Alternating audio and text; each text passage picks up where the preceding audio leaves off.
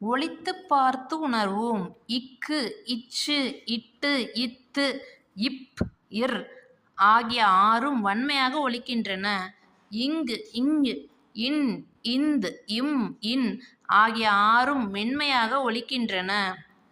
இ, இர், இல், இவ், இழ், இல் ஆகிய ஆறும் வன்மையாகவும் இல்லாமல் மென்மையாகவும் இல்லாமல் இரண்டிற்கும் இடைப்பட்டு ஒலிக்கின்றன.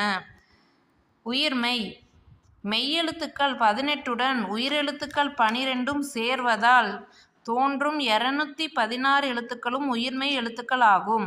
இக்கு கூட்டல் அ, க, இப்பு கூட்டல் ஏ, பே, இம் கூட்டல் ஆ, மா, இத்து கூட்டல் ஐ, தை, இவ்வு கூட்டல் ஔ, வௌ மெய்யுடன் உயிர்க்குறில் சேர்ந்தால் உயிர்மெய்க்குறில் தோன்றுகிறது. மெய்யுடன் உயிர் நெடில் சேர்ந்தால் உயிர்மெய் நெடில் தோன்றுகிறது.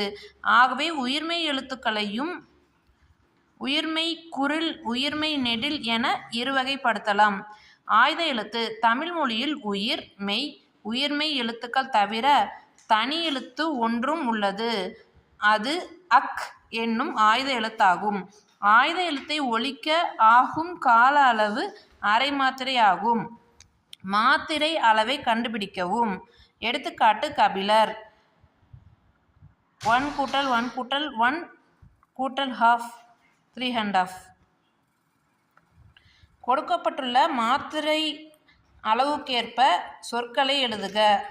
உயிரெழுத்தில் தொடங்கும் 2 மாத்திரை அளவுள்ள சொல் ஊதா. 2 மாத்திரை அளவுள்ள ஒரேயெழுத்து சொல் ஈ. ஆய்த எழுத்து இடம்பெறும் 2½ மாத்திரை அளவுள்ள சொல் அஃது.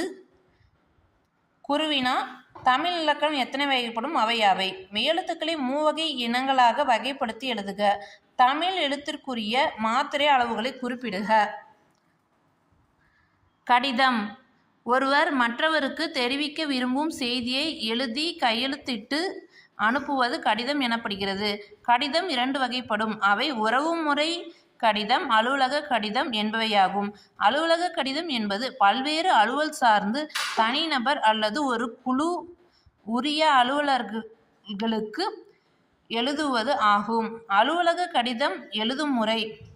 அலுவலக கடிதத்தில் அனுப்புனர் முகவரி, பெறுநர் முகவரி, விளித்தல், பொருள், உடற்பகுதி, கையொப்பம், இடம், நாள், உரைமேல் முகவரி ஆகியவை இடம்பெறுதல் வேண்டும்.